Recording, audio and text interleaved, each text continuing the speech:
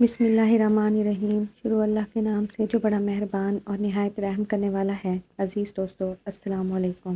چار بیوقوف دوستوں کی کہانی کا بقیہ حصے کا آغاز کرتے ہیں۔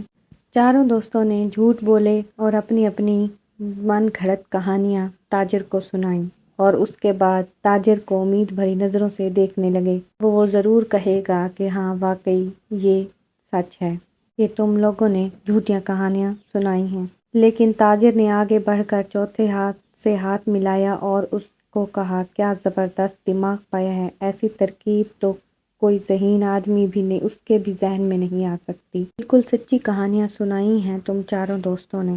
اب تو چاروں بہت گھبرائے کہ کہیں ہم ہار نہ جائیں اور ہمارا سارا مال یہ تاجر لے اڑے۔ کہانی سنانے کی باری اب تاجر کی تھی۔ تاجر کہنے لگا، میں نے بہت سال پہلے ایک خوبصورت باغ لگایا تھا۔ اس باغ میں ایک سنہرے رنگ کا بہت نایاب درخت تھا۔ میں اس کی خوب حفاظت کرتا تھا اور اس کو روز پانی دیتا تھا، یہاں تک کہ ایک سال بعد اس درخت پر 4 سنہری رنگ کے سیب نمودار ہوئے۔ وہ سیب بہت خوبصورت تھے، اسی لیے میں نے ان کو نہیں توڑا اور درخت پر لگا رہنے دیا۔ ایک دن میں اپنے باغ میں کام کر رہا تھا کہ اچانک ان 4 سیبوں سے ایک ایک آدمی نکلا۔ کیونکہ یہ چاروں آدمی میرے باغ کے ایک درخت سے نکلے تھے، اس لیے میں نے ان کو اپنا غلام بنا لیا اور چاروں کو کام پر لگا دیا۔ لیکن یہ چاروں بہت نکمے اور کام چور تھے۔ ایک دن یہ چاروں بھاگ گئے اور خدا کا شکر ہے آج وہ چاروں غلام میرے سامنے بیٹھے ہیں۔ یہ کہانی سن کر چاروں دوستوں کے اوزان خطا ہو گئے۔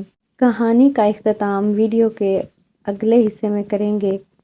ویڈیو دیکھنے کے لیے چینل کو سبسکرائب کریں تاکہ ہر ویڈیو آپ تک ٹائم پر پہنچتی رہے۔ شکریہ۔